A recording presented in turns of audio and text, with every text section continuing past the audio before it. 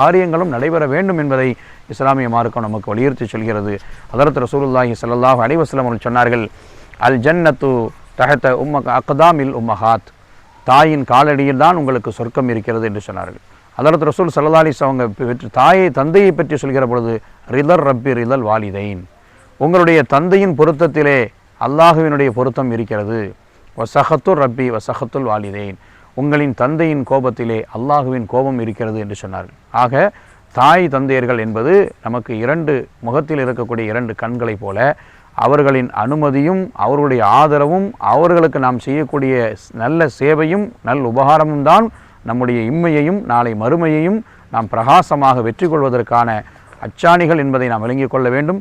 எல்லாம் வல்ல ரப்புல் ஆலமீன் உலகில் நாம் வாழும் காலமெல்லாம் தாய் தந்தையர்களுக்கு ஹிதுமத்து செய்யக்கூடிய, தாய் தந்தையர்களுடைய அன்பை பெறக்கூடிய, தாய் தந்தையர்களுக்கு நன்றி உணர்வோடு நடக்கக்கூடிய நல்ல சாலிஹீன்களாக அல்லாஹு ஜன்னஷானுகு தஆலா நம் அனைவர்களையும் அல்லாஹு அங்கீகரித்தருள் புரிவானாக.